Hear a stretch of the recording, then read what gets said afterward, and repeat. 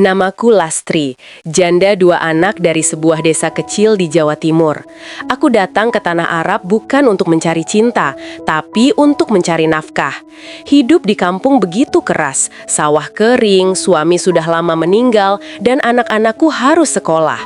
Maka dengan berat hati aku meninggalkan mereka, berangkat ke negeri orang dengan harapan bisa memberi kehidupan yang lebih layak. Hari pertama aku menjejakkan kaki di negeri pasir ini, panasnya menembus kulit. Rumah majikanku besar sekali, seperti istana di sinetron. Pintu-pintu tinggi, lantai marmer mengilap, dan aroma gaharu tercium di setiap sudut.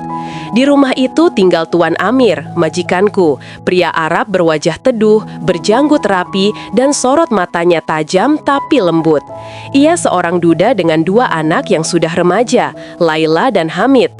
Hari-hariku diisi dengan pekerjaan rumah tanpa henti, menyapu, mengepel, mencuci, menyiapkan makanan. Aku bekerja dari fajar hingga larut malam. Tapi anehnya aku tidak pernah merasa dibentak. Tuan Amir selalu memanggilku dengan suara tenang.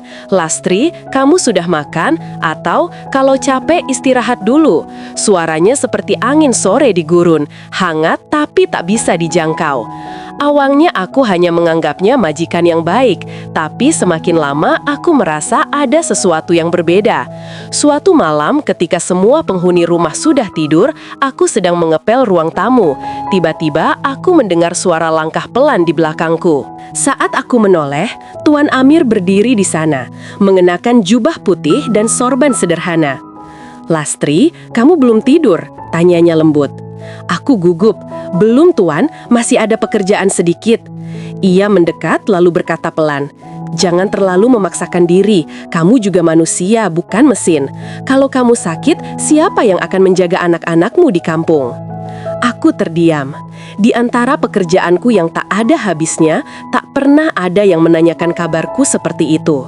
Dadaku bergetar aneh, entah karena terharu atau karena pandangannya yang terasa begitu dalam. Hari berganti dan aku mulai sering berpapasan dengannya di dapur. Kadang ia hanya lewat, kadang bertanya hal-hal kecil. Tapi setiap kali ia bicara, jantungku berdebar seperti anak gadis lagi. Sampai suatu pagi, saat aku hendak menyajikan sarapan, Amir tiba-tiba jatuh pingsan di ruang makan. Semua orang panik, termasuk Laila yang berteriak memanggil dokter. Tanpa berpikir panjang, aku berlari ke sampingnya, menopang kepalanya di pangkuanku. "Tuan, bangun Tuan."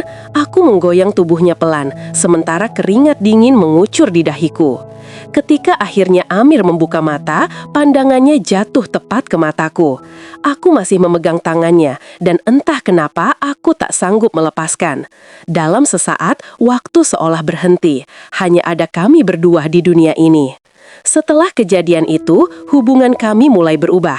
Amir jadi sering memanggilku ke ruang kerja, katanya hanya ingin berbincang. Kami bicara tentang hal-hal kecil, tentang kampung halamanku, tentang masakan Indonesia, bahkan tentang kehidupan setelah kehilangan orang yang dicintai. "Aku juga pernah kehilangan seseorang yang sangat aku sayangi," katanya suatu malam. "Istriku meninggal 5 tahun lalu. Sejak itu, rumah ini sunyi." Aku menunduk, tak berani menatapnya. "Saya juga, Tuan. Saya sudah lama sendiri." Ia tersenyum lirih. Mungkin karena itu, aku merasa kita punya luka yang sama. Kalimat itu menusuk hatiku. Aku tak tahu harus berkata apa. Tapi sejak malam itu, setiap kali aku melihatnya, aku tak lagi melihat seorang majikan. Aku melihat seorang pria yang kesepian, sama sepertiku. Suatu sore, ketika matahari hampir tenggelam di balik padang pasir, aku sedang menjemur pakaian. Angin membawa debu halus yang menari-nari di udara. Dari balik jendela lantai 2, Amir berdiri menatapku. Matanya tak berpaling bahkan ketika aku pura-pura tak melihat. Aku tahu mulai ada sesuatu yang tumbuh di antara kami, sesuatu yang tidak seharusnya, tapi hati ini tak bisa bohong. Dan di malam itu, di bawah langit Arab yang penuh bintang, aku berbisik pada diriku sendiri, "Ya Allah, jangan biarkan aku jatuh cinta pada orang yang tak seharusnya kucintai." Namun cinta tak pernah butuh izin untuk tumbuh. Sejak hari itu, segalanya berubah. Entah kenapa, setiap kali aku melihat Tuan Amir, dadaku bergetar seperti ada ribuan kupu-kupu yang berterbangan di dalamnya. Ia tidak lagi sekadar majikan. Senyumnya, caranya menatap, bahkan suaranya yang berat dan tenang, semuanya membuat hatiku bergetar. Aku mulai takut dengan perasaanku sendiri. Aku hanya pembantu. Aku datang ke negeri ini untuk bekerja, bukan untuk mencintai seorang pria Arab, apalagi majikan sendiri. Tapi setiap kali aku mencoba menjauh, justru ada saja alasan yang membuat kami semakin dekat. Pernah suatu pagi, aku sedang memasak di dapur. Tiba-tiba, Amir masuk tanpa suara. "Harumnya luar biasa, Lastri. Ini masakan dari negerimu?" tanyanya sambil menatap panci di atas kompor. Aku tersentak. Iya Tuan, ini sayur lodeh, bumbunya sederhana saja." Ia mendekat, lalu mencicipi sedikit. "Masya Allah, enak sekali. Kau tahu, aku tidak pernah makan masakan seenak ini sejak istriku meninggal." Aku terdiam. Ada kesedihan dalam nada suaranya, kesepian yang sama seperti milikku. Sejak hari itu, Amir selalu meminta aku memasak masakan Indonesia setiap Jumat. Kadang, kami makan bersama di dapur, bukan di ruang makan besar seperti biasanya. Ia duduk di kursi kecil, aku duduk di hadapannya sambil menunduk malu. Kami berbicara banyak hal, tertawa, dan kadang hanya diam, tapi diam yang hangat. Namun, tidak semua orang senang melihat kedekatan itu. Putrinya, Laila, mulai menunjukkan ketidaksukaannya. Ia sering memandangku dengan tatapan tajam. Kadang, jika aku masuk ke kamar Amir untuk membersihkan, Laila langsung mengikuti dari belakang, seolah ingin memastikan tidak ada yang aneh antara kami. Suatu sore, Laila menegurku dengan nada tinggi. "Lastri, jangan terlalu sering dekat dengan ayahku. Kamu di sini untuk hal lain." Aku menunduk, berusaha tenang. "Maaf Nona Laila, saya hanya menjalankan tugas." "Tugas atau kamu ingin sesuatu yang lebih?" sindirnya, lalu berbalik dengan langkah marah. Kata-katanya menusuk seperti pisau. Malam itu aku menangis di kamar kecilku. Aku tahu aku tidak salah, tapi kenapa hatiku tetap sakit. Hari-hari berlalu dan aku mencoba menjaga jarak. Aku tak lagi berlama-lama di dekat Amir, tak lagi bicara panjang dengannya. Tapi anehnya, justru Amir yang mulai mendekat. Satu malam, ketika aku sedang menyapu halaman belakang, Amir datang mendekat. "Lastri, apa aku melakukan sesuatu yang membuatmu menjauh dariku?" tanyanya pelan. Aku menahan napas. "Tidak Tuan, saya hanya takut salah, takut menimbulkan masalah." Amir menghela napas panjang. "Masalah? Perasaan yang tulus bukan masalah, Lastri." Aku menatapnya, bingung, takut, tapi juga rindu. "Tapi kita berbeda Tuan, dunia kita tidak sama." Ia menatapku dengan tatapan yang membuat lututku lemas. "Aku tahu, tapi setiap kali aku melihatmu, aku merasa damai. Sesuatu yang tak pernah aku rasakan sejak istriku tiada." Aku ingin menolak, ingin mengatakan bahwa semua ini salah. Tapi sebelum sempat bicara, Amir berkata lirih, "Cinta tidak mengenal batas, Lastri, tidak ras, tidak status, tidak asal." Aku terdiam, air mataku menetes tanpa sadar. Aku berlari masuk ke kamar dan menangis semalaman. Aku tahu perasaan itu nyata, tapi aku juga tahu dunia tak akan membiarkan kami bersatu. Hari berikutnya, suasana rumah menjadi tegang. Laila semakin sering mengamati kami. Para tetangga mulai berbisik-bisik. Aku mendengar kabar bahwa keluarga besar Amir mulai curiga. Aku mencoba kembali fokus pada pekerjaan, tapi setiap kali mata kami bertemu, dunia seperti berhenti. Tak ada kata, tapi ada ribuan makna yang mengalir di antara tatapan kami. Sampai suatu hari, Amir memanggilku ke taman belakang rumah. Sore itu, angin gurun berhembus pelan, langit berwarna oranye keemasan. "Lastri," katanya pelan, "aku tahu ini sulit, tapi aku tak bisa terus berpura-pura."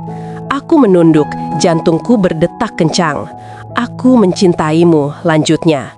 Aku membeku, seolah dunia berhenti berputar. "Tuan," suaraku bergetar, "jangan bicara begitu, orang akan salah paham." Aku tidak peduli apa kata orang. Aku hanya tahu hatiku telah memilihmu. Aku menatap matanya, penuh keyakinan dan ketulusan. Air mata jatuh di pipiku. Aku ingin menolak, tapi bibirku tak sanggup berkata tidak. Karena jauh di lubuk hati, aku tahu aku juga mencintainya. Namun di balik kebahagiaan kecil itu, awan gelap mulai berkumpul. Laila melihat kami dari kejauhan, dan sejak hari itu hidupku tak lagi tenang. Sejak hari itu, aku tahu cinta kami akan diuji. Tatapan Laila semakin tajam, dingin, dan penuh kebencian. Setiap kali aku lewat di depannya, ia seakan ingin menelanku hidup-hidup. Bisikan-bisikan dari para kerabat mulai terdengar. Mereka mengatakan aku perempuan murahan, pemburu harta, wanita kampung yang tak tahu diri karena berani menjerat seorang duda Arab terpandang. Hari demi hari, suasana di rumah itu berubah. Tak ada lagi tawa, tak ada lagi kehangatan. Amir berusaha menenangkan segalanya, tapi Laila tak pernah berhenti mencari alasan untuk mempermalukanku. Suatu malam, Amir mengajakku berbicara di taman belakang, tempat pertama kali ia mengungkapkan perasaannya. Namun langkah kami tak luput dari mata Laila. Ia mengintai dari jendela lantai atas. "Lastri," kata Amir dengan suara lembut namun tegas, "aku tak bisa terus berpura-pura. Aku ingin memperjuangkanmu, apapun yang terjadi." Aku menunduk, bergetar. "Tuan, orang-orang sudah banyak bicara. Laila membenciku. Saya takut ini akan mempermalukan Tuan." Amir tersenyum pahit. "Kebahagiaan tak akan datang jika kita terus hidup dalam ketakutan." Sebelum sempat aku menjawab, terdengar suara langkah cepat di belakang. Laila berdiri di sana, wajahnya merah padam, air matanya menetes, tapi nadanya tajam. "Jadi benar, ayah memang punya hubungan dengan perempuan ini?" katanya dengan nada bergetar menahan marah. Aku terpaku, tak tahu harus bicara apa. Amir mencoba mendekat, tapi Laila mundur. "Bagaimana bisa, ayah? Dia pembantu kita, perempuan miskin dari negara lain. Apa ayah tidak malu pada keluarga?" "Cukup, Laila," seru Amir, suaranya berat dan bergema. "Jangan bicara seperti itu. Lastri perempuan baik-baik. Ia punya hati yang jauh lebih murni dari orang-orang yang hanya menilai dari harta dan asal-usul." Laila menangis. "Jadi ayah memilih dia dibanding aku, dibanding ibu?" Amir terdiam, matanya berkaca-kaca. Ia ingin menjawab, tapi kata-kata itu tak keluar. Malam itu, suasana rumah kacau. Laila mengunci diri di kamar, Hamid menatapku dengan kecewa, dan para kerabat yang mendengar kabar mulai berdatangan. Mereka menuduhku membawa aib, menuduhku memakai Aisyah agar Amir jatuh cinta. Aku tidak sanggup lagi menahan semua kata-kata itu. Setiap ucapan terasa seperti cambuk. Akhirnya, aku mengambil keputusan. Malam itu, setelah semua orang tidur, aku mengemas barang-barangku. Ketika aku hendak melangkah keluar rumah, Amir datang. Ia berdiri di depan pintu, menatapku dengan mata yang penuh luka. "Lastri, mau kemana?" Aku menunduk. "Saya harus pergi, Tuan. Saya tidak ingin menjadi alasan keluarga Tuan hancur." "Tidak, jangan lakukan ini.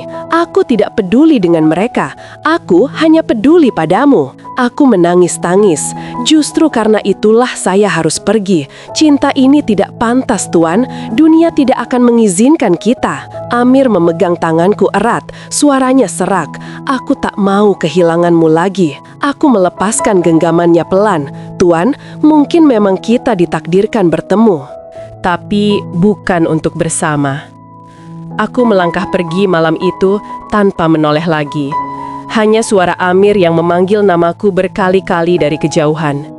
"Lastri, jangan tinggalkan aku, Lastri." Tangisku pecah di bawah langit malam yang dingin. Gurun luas terasa seperti menyerap semua kesedihan yang kupendam. Aku berjalan tanpa arah, hanya berbekal sejumput uang dan hati yang hancur. Hari-hari berikutnya, aku bekerja di rumah lain, di kota yang jauh. Tubuhku di sana, tapi jiwaku tertinggal di rumah Amir. Setiap kali aku mendengar suara azan, aku teringat suaranya yang selalu memanggilku dengan lembut. Setiap kali aku menatap langit malam, aku melihat wajahnya di antara bintang-bintang. Aku berusaha melupakan, tapi bagaimana mungkin melupakan seseorang yang sudah melekat di doa dan setiap detak jantung. Dan dalam setiap sujudku, aku hanya bisa berbisik lirih. Ya Allah, jika cinta ini salah, maka hapuslah. Tapi jika ini takdir, tolong satukan kami dengan cara yang Engkau ridhoi. Aku tidak tahu bahwa di waktu yang sama, Amir juga sedang mencariku kemana-mana. Ia tidak menyerah. Ia yakin cinta kami belum berakhir. Sejak malam aku meninggalkan rumah Amir, hari-hariku berubah menjadi sunyi yang panjang. Aku kini bekerja di rumah keluarga lain, jauh di pinggiran kota Riau. Rumah itu tak sebesar rumah Amir, tapi cukup membuatku sibuk agar tak terlalu banyak berpikir. Namun sekeras apapun aku mencoba, bayangan Amir tetap menghantui setiap napasku. Setiap kali aku mencuci piring, aku teringat caranya memuji masakanku. Saat aku menyapu halaman, aku mendengar suaranya yang dulu sering menegur lembut. Jangan terlalu lelah, Lastri. Bahkan ketika aku berdoa di malam hari, aku masih bisa merasakan tatapan matanya yang penuh kasih. Sudah 3 bulan aku tak melihatnya. Aku tak tahu apakah ia baik-baik saja atau apakah ia sudah melupakan aku. Tapi aku tahu aku tidak bisa melupakannya. Suatu sore, saat aku baru saja selesai bekerja, seorang petugas agen TKW datang membawa surat. Katanya, ada seseorang yang mencariku, tapi mereka tak boleh memberitahu siapa. Aku membuka amplop itu dengan tangan bergetar. Di dalamnya, hanya ada selembar kertas dengan tulisan tangan yang sangat kukenal. Lastri, aku sudah mencarimu kemana-mana. Aku tak peduli dunia berkata apa. Aku hanya ingin bersamamu. Tolong, temui aku di tempat pertama kali kita berbicara, di taman belakang. Aku akan menunggumu selamanya jika perlu. Amir. Surat itu basah oleh air mataku sebelum sempat kubaca sampai habis. Hatiku berperang antara rindu dan ketakutan. Aku takut kalau aku kembali, dunia akan menghancurkan kami lagi. Tapi di sisi lain, aku tahu aku tak akan pernah benar-benar hidup tanpa dirinya. Malam itu, aku tidak tidur. Aku memandangi langit dari jendela kecil kamar sempitku. Aku melihat bintang-bintang berkelip di atas gurun, dan entah kenapa hatiku berbisik, "Pergilah, Lastri. Cinta sepertimu tak seharusnya mati dalam diam." Keesokan paginya, aku memberanikan diri. Dengan baju sederhana dan selendang lusuh, aku menumpang mobil kenalan menuju kota tempat Amir tinggal. Sepanjang perjalanan, dadaku berdebar. Aku takut dia sudah tak ada, takut dia menyesal, takut aku yang terlambat. Saat aku tiba di depan rumah itu, waktu seakan berhenti. Pintu besar yang dulu selalu kubuka setiap pagi, kini tertutup rapat. Aku ragu untuk mengetuk, tapi tiba-tiba dari arah taman belakang, aku mendengar suara langkah. Amir. Ia berdiri di sana, masih dengan sorban putih dan jubah bersih. Wajahnya tampak lelah, tapi matanya masih memancarkan cahaya yang sama. Lastri, suaranya bergetar. Kau benar-benar datang. Aku menunduk, air mata mengalir deras. Saya tidak bisa terus bersembunyi, Tuan. Rasa ini terlalu kuat untuk dipadamkan. Ia mendekat, lalu menggenggam tanganku erat. Aku pikir aku sudah kehilanganmu selamanya. Aku mencari ke setiap agen, setiap rumah majikan. Aku bahkan hampir menyerah. Aku menatap wajahnya yang kurindukan. Kenapa, Tuan? Kenapa berjuang sejauh ini? Bukankah lebih mudah melupakan? Amir tersenyum, senyum yang dulu membuatku jatuh cinta. Karena aku tahu tidak akan ada lagi wanita seperti kamu. Kamu membuatku hidup kembali, Lastri. Air mataku pecah dan tanpa sadar aku menangis dalam pelukannya. Untuk pertama kalinya, kami tak peduli lagi dengan dunia di sekitar. Tak peduli dengan keluarga, dengan adat, dengan segala aturan yang dulu memisahkan kami. Amir menatapku lama, lalu berkata dengan nada tegas, "Aku tidak akan melepaskanmu lagi. Aku ingin menikahimu, apapun yang terjadi." Aku kaget, terdiam. Tapi keluarga Tuan? Aku sudah kehilangan terlalu banyak waktu karena takut pada manusia. Kali ini aku hanya ingin jujur pada Allah dan pada hatiku.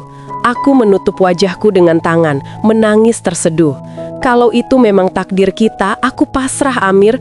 Aku hanya ingin cinta ini halal. Ia mengangguk, dan untuk pertama kalinya, aku melihat keteguhan sejati di matanya. Tak ada lagi keraguan, hanya cinta yang sudah bulat, matang oleh ujian dan perpisahan. Hari itu kami saling berjanji di bawah pohon kurma tua di taman belakang rumah. Langit sore berwarna emas, dan angin gurun berhembus lembut, seolah ikut mengamini. Setelah bertahun-tahun aku hidup dalam ketakutan, hari itu aku merasa tenang. Mungkin jalan kami tidak mudah, tapi kami tahu, cinta yang tumbuh dari kesetiaan dan kesabaran tak akan kalah oleh cibiran dunia. Dan untuk pertama kalinya dalam hidupku, aku berani berharap bahwa cinta ini akan menemukan jalannya. Hari itu menjadi titik balik hidupku. Amir tidak lagi sembunyi-sembunyi. Ia benar-benar menepati kata-katanya. Keesokan harinya, ia memanggil keluarganya untuk berbicara secara terbuka. Aku berdiri di balik pintu ruang tamu, menunduk, sementara dari dalam terdengar suara-suara keras yang membuat dadaku gemetar. Ayah sudah gila, bagaimana bisa ayah mau menikahi pembantu dari negara lain? Apa kata orang nanti? Suara Laila menggema, lantang dan marah. Laila, suara Amir terdengar berat tapi tenang. Ayah sudah lelah hidup dengan bayang-bayang. Lastri bukan sekadar pembantu, dia wanita yang mengerti arti kesetiaan dan cinta sejati. Tapi dia bukan dari kalangan kita, dia cuma orang luar. Dan apa artinya kalangan kalau hatinya busuk karena kebencian? Hening, hanya isak Laila yang terdengar kemudian. Aku tak tahan mendengarnya. Aku berlari ke halaman belakang, air mataku tak terbendung. Aku tak ingin menjadi alasan pertengkaran ayah dan anak. Namun sebelum aku sempat melangkah lebih jauh, Amir menyusulku. Lastri, katanya, menatapku dengan mata merah yang masih berapi. Aku sudah bicara dengan mereka. Mereka tak mau menerima, tapi aku tetap akan menikahimu. Aku terkejut, langkahku terhenti. Tuan, jangan lakukan itu. Saya tidak ingin menjadi penyebab perpecahan keluarga. Ia menggenggam tanganku erat.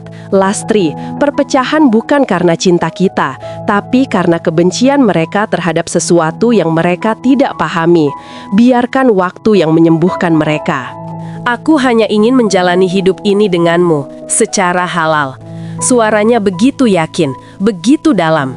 Aku tahu, kali ini tak ada yang bisa menghentikannya. Malam itu, Amir membawa aku menemui seorang imam tua yang ia hormati. Di sebuah masjid kecil di pinggir kota, kami duduk berdua di depan imam itu. Udara malam terasa lembut, dan suara azan Isya baru saja berhenti bergema. Imam itu menatap kami dengan mata penuh kebijaksanaan. Kalian yakin dengan keputusan ini? Amir mengangguk mantap. Saya yakin, Syekh. Saya ingin menikahinya sesuai syariat. Aku menunduk, air mataku menetes. Saya juga, Syekh. Saya ingin menjadi istri yang halal untuknya. Dengan saksi sederhana, 2 orang tetangga, selembar kitab nikah, dan doa yang tulus, kami pun menikah. Tidak ada gaun putih, tidak ada pesta mewah, tidak ada restu keluarga. Hanya kebahagiaan sederhana yang lahir dari 2 hati yang sudah terlalu lama menunggu takdir mempertemukan mereka kembali. Setelah akad selesai, Amir menggenggam tanganku. Mulai hari ini, kamu bukan lagi pembantuku Lastri, kamu istriku. Aku menangis, bahuku bergetar hebat. Untuk pertama kalinya aku merasa bebas. Bebas mencintai tanpa sembunyi, tanpa takut, tanpa malu. Kami pindah ke kota kecil di pinggiran gurun, jauh dari keramaian dan tekanan keluarga besar. Amir membuka usaha kecil, toko rempah dan parfum Arab. Aku membantu menata barang, melayani pembeli, dan menyiapkan makanan untuknya setiap hari. Hidup kami sederhana, tapi penuh tawa dan kehangatan yang dulu hanya bisa kupandangi dari jauh. Tapi ujian tak berhenti sampai di sana. Berbulan-bulan setelah pernikahan kami, kabar tentang pernikahan kami akhirnya sampai ke telinga keluarga Amir. Mereka menganggapnya aib besar. Saudara-saudaranya berhenti berkunjung, sebagian bahkan menolak berbicara dengannya. Suatu sore saat aku sedang menata bunga di halaman, Laila datang. Aku terkejut. Ia mengenakan abaya hitam, wajahnya tertutup nikop. Ia berdiri diam beberapa saat sebelum akhirnya berkata lirih, "Ayah, ada di dalam?" Aku hanya mengangguk, tak berani bicara. Laila berjalan masuk dan aku bisa mendengar suara percakapan mereka dari kejauhan. Awalnya tegang, tapi perlahan suaranya melembut. "Kenapa ayah?" Laila berkata pelan. "Kenapa ayah memilihnya?" Amir menjawab lembut, "Karena dia mencintaiku, bukan karena siapa aku, tapi karena bagaimana aku hidup. Dia mencintaiku dengan cara yang jujur, Laila." Hening, lalu suara Laila bergetar. "Aku benci dia karena aku pikir dia merebutmu dari kami. Tapi setelah ibu pergi, ayah tidak pernah tersenyum lagi. Sekarang aku melihat ayah bahagia, mungkin aku yang salah." Air mataku jatuh tanpa bisa kutahan. Dari balik tirai, aku melihat Laila memeluk ayahnya untuk pertama kali setelah sekian lama. Dan Amir menatapku, memberikan senyum kecil, senyum kemenanan setelah badai panjang. Malam itu, ketika rumah kembali tenang, Amir menggenggam tanganku di beranda. "Lihat Lastri," katanya lembut, "perlahan mereka akan mengerti. Dunia tak bisa melawan cinta yang diridhoi Allah." Aku menatapnya sambil tersenyum. Mata kami bertemu dalam cahaya bulan gurun. "Terima kasih Amir, karena tak menyerah pada cinta kita." Ia mengelus pipiku lalu berbisik, dan aku berjanji, ini baru awal dari hidup yang akan kita bangun bersama. Malam itu, di bawah langit penuh bintang, aku merasa seolah dunia berhenti berputar hanya untuk kami berdua. Cinta kami yang dulu dianggap dosa, kini menjadi doa yang diijabah. Sudah bertahun-tahun berlalu sejak hari kami mengucap akad di masjid kecil itu. Hidupku kini jauh berbeda dari dulu. Aku bukan lagi Lastri si pembantu yang hidup dalam bayang-bayang majikan. Aku adalah Lastri Al-Amiri, istri dari pria yang pernah kucintai diam-diam di dapur, di taman belakang, di setiap doa panjangku di malam hari. Setiap pagi, aku bangun sebelum matahari naik. Aku menyiapkan teh mint untuk Amir seperti kebiasaannya. Ia selalu tersenyum saat menyeruput teh hangat itu. "Tanganmu selalu tahu cara membuat pagi jadi lebih indah," katanya setiap kali. Aku hanya tertawa pelan, tapi di dalam hati, aku bersyukur karena masih bisa melihat senyum itu setiap hari. Kami hidup sederhana di kota kecil yang jauh dari hiruk-pikuk. Amir membuka toko kecil, menjual rempah, parfum, dan madu. Aku membantu menata dagangan, membungkus pesanan, dan melayani pelanggan. Setiap sore, kami duduk di depan toko sambil menikmati matahari gurun yang perlahan tenggelam di balik bukit pasir. Hidup kami tak mewah, tapi penuh berkah. Tak ada lagi tatapan hina, tak ada lagi ketakutan. Hanya kedamaian yang tumbuh dari cinta yang akhirnya diridhoi oleh waktu dan takdir. Suatu sore, ketika aku sedang menyapu halaman, Laila datang lagi, kali ini tanpa nikab, tanpa kemarahan. Ia memelukku tanpa kata. "Umi Lastri," katanya lirih. Aku terdiam, tak percaya dengan panggilan itu. Aku akhirnya mengerti. Ayah benar, kau bukan orang luar, kau bagian dari keluarga ini. Air mataku jatuh deras, aku memeluknya erat. "Terima kasih nak, aku tak pernah ingin merebut siapapun, aku hanya ingin ayahmu bahagia." Laila tersenyum lembut. "Dan sekarang, aku tahu ayah memang bahagia bersamamu." Sejak hari itu, keluarga Amir perlahan menerima kehadiranku. Mereka datang berkunjung, membawa hadiah kecil, membawa cucian tangan mereka sendiri, bahkan memintaku mengajari mereka memasak masakan Indonesia yang dulu sering kubuat untuk Amir. "Lastri, buatkan lagi sayur lodeh itu. Ayah selalu memuji masakanmu," kata Hamid suatu kali sambil tersenyum malu. Aku tahu penerimaan itu tidak datang mudah, tapi waktu, kesabaran, dan keikhlasan telah melunakkan hati yang dulu keras oleh gengsi dan kebencian. Suatu malam, aku duduk di beranda bersama Amir. Angin gurun berhembus lembut, membawa aroma rempah dan wangi gaharu dari toko kecil kami. Amir menatap langit lalu berkata pelan, "Kau tahu, Lastri, dulu aku takut sekali kehilangan segalanya karena mencintaimu. Tapi ternyata saat aku memilihmu, aku justru menemukan segalanya." Aku menggenggam tangannya, hangat dan tenang. Dan aku menemukan diriku di sisimu, Amir.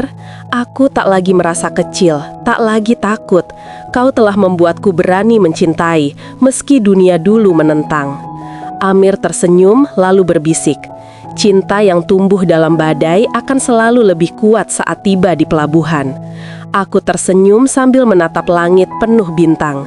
Kini aku tahu, cinta sejati bukan tentang siapa yang pertama datang, tapi siapa yang tetap tinggal meski dunia memaksa pergi. Beberapa tahun kemudian, toko kecil kami berkembang. Kami mempekerjakan beberapa orang TKW Indonesia yang baru datang ke Arab. Aku membantu mereka menyesuaikan diri, memberi tempat tinggal sementara, dan menyemangati mereka agar kuat menghadapi kerasnya negeri asing ini. "Aku dulu juga seperti kalian," kataku pada mereka. "Jangan takut, Allah selalu punya rencana indah, bahkan dari hal yang paling menyakitkan." Setiap kali aku melihat wajah-wajah muda itu tersenyum, aku merasa seolah melihat diriku di masa lalu. Lastri yang dulu miskin, lemah, dan takut bermimpi. Tapi kini aku tahu, bahkan seorang pembantu pun berhak dicintai, berhak bahagia, dan berhak memiliki hidup yang layak. Dan di setiap malam yang tenang, ketika aku menatap Amir yang tertidur di sampingku, aku selalu berbisik dalam hati, "Terima kasih ya Allah, telah Kau tulis cinta ini dalam takdir kami, meski awalnya penuh air mata." Aku menatap langit gurun yang tak pernah berubah. Di bawah sinar bintang yang sama, aku memejamkan mata dengan senyum lembut. Karena kini, aku tahu, cinta yang dulu dianggap dosa telah menjadi berkah. Dan aku, Lastri, janda kampung yang datang ke tanah Arab untuk mencari nafkah, telah menemukan surga kecilku di hati seorang duda yang dulu hanya kupanggil Tuan. Kini, kami hidup bukan hanya dalam cinta, tapi dalam ketenangan yang abadi.